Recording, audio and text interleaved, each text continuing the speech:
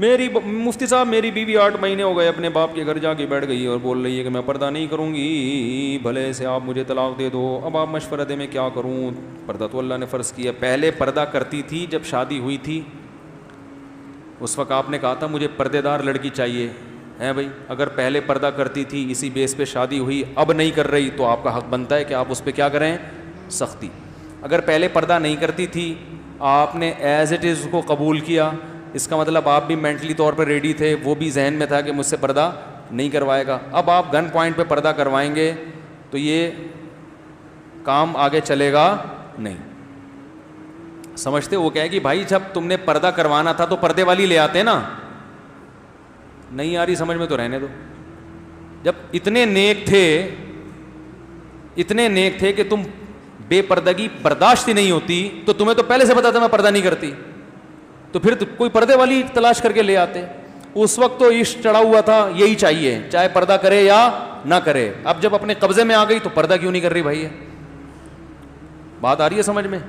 اب جب بیگم اپنے قبضے میں آ گئی، ہوم ڈیلیوری ہو گئی صحیح ہے نا، ابا گھر پہنچا کے چلے گئے باقاعدہ. ہوم ڈیلیوری کے بعد جب مکمل قبضہ ہو گیا اب آپ کو اعتراض ہو رہا ہے پردہ کیوں نہیں کرتی؟ تو وہ بولے کہ بھائی یہ اعتراض پہلے ہوتا نا. تو اگر پہلے اعتراض نہیں ہوا تو اب آپ زبردستی نہیں کر سکتے. ہاں محبت سے ضرور سمجھائیں، بیانات خود نہ سمجھائیں. بیوی کی عادت ہوتی ہے جو چیز خود سمجھاؤ گے اس کا الٹ چلے گی، وہ لازمی. اس کو کہیں شیطان نے یہ دماغ میں ڈال دیا ہوتا ہے کہ میرا میاں کبھی بھی صحیح بات نہیں کرے گا. اس کو آپ یہ بولو کہ تم بیگم مجھے یہ سر پہ 1 منٹ کے لیے بھی دوپٹہ برداشت بولو نہیں ہے. ہم کوئی مولوی خاندان کے لوگ ہیں، اس طرح سے بولو گے نا تو موٹی موٹی چادریں سر پہ ڈالنا شروع کر دے گی آپ کو تپانے کے لیے. ٹھیک آپ بول رہے ہو کہ یار ان کو مفتی صاحب کو ہمارے گھر کا پتہ کیسے چل گیا؟ یہ سب باتیں تو بالکل صحیح کر رہے ہیں. تو یہ ہوتا ہے جو بولو گے الٹا چلے گی. عورت تو میاں کو مانتی کہاں ہے، وہ کہ تو کون ہے، تیری اوقات کیا ہے. وہ نیک ویک آدمی گھر سے باہر ہوتا ہے میرے بھائی، گھر میں کوئی نیک نہیں ہوتا. سب گھر کے باہر کی باتیں ہیں. میں بہت اچھا بہت زندہ. باقی عورت وہ ٹیڑے والا قصہ جو ہے نا، وہ ٹیڑے ٹیڑے اڑ رہے تھے، وہ سوچ لیا کریں. تو اس لیے اب حل یہ ہے کہ خود نہ سمجھائیں، علماء کے بیانات لگا دیا کریں. تبلیغ والوں تبلیغ میں لے کے جائیں اس کو، وہاں وہ بیان سنے گی. اب اس طرح سے آہستہ آہستہ اس کو دین پہ لانے کی کوشش کریں. دعائیں مانگیں، بہت دعاؤں کا بڑا اثر ہوتا ہے. اور بیانات سنوائیں علماء کے. خود بولیں گے، جتنا بولیں گے اتنا ہی ضد میں آئے گی. وہ بڑی ضد پنا چل رہا ہے آج کل مارکیٹ میں. جتنا سمجھائیں گے نا اتنی بے پردگی پر اور مضبوط ہو جائے گی. اور ایک وقت آئے گا کفر بولنا شروع کر دے گی، پھر وہ بولے گی اسلامی کو نہیں مانتی. یہ مارکیٹ میں ہو رہا ہے یہ.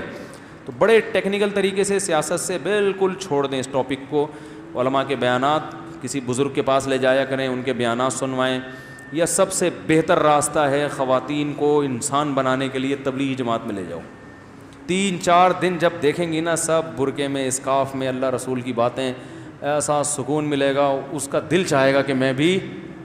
ہمارے ایک دوست تھے، انہوں نے واقعہ سنایا کہ میں جب کہیں بیرون ملک تبلیغ کے لیے گئے اپنی اہلیہ کے ساتھ، لیبیا تھا، کوئی عرب کنٹری تھا.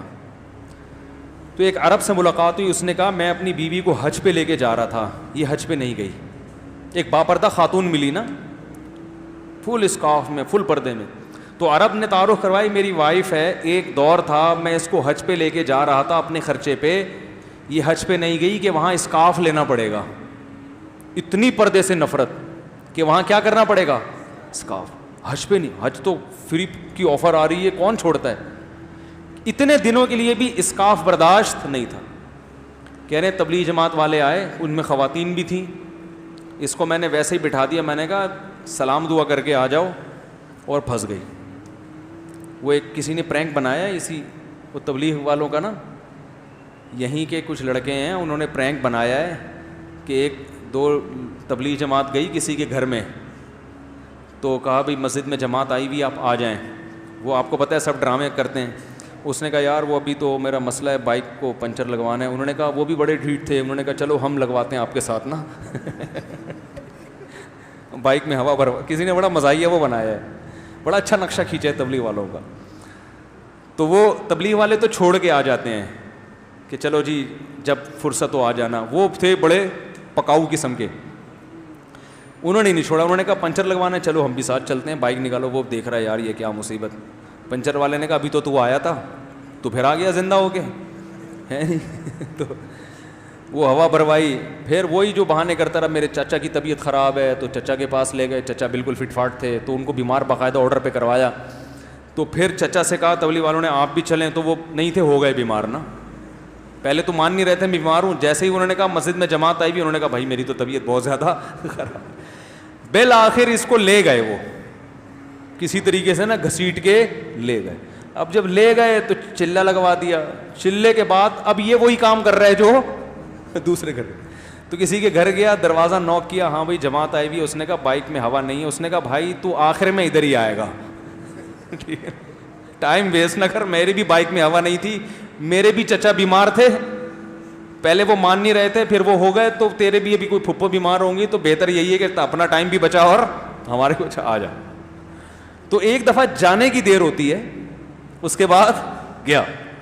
تو جو خواتین سدھر نہیں رہی ہیں نا, تو ان کو جماعت میں لے جاؤ, 3-4 دن ماحول ملے گا, اللہ رسول کی باتیں سنیں گی, پھر دوبارہ لے کے جاؤ. انشاءاللہ ایسا گھر کا ماحول بنے گا نا کہ آپ کہو گے یار یہ تو مجھ سے بھی زیادہ نیک ہو گئی ہے انشاءاللہ.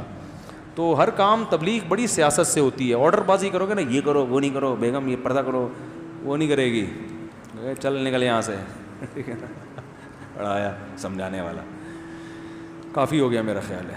سبحانک اللہم و بحمدک نشہد ان لا الہ الا انت نستغفرک و نتوب الیک.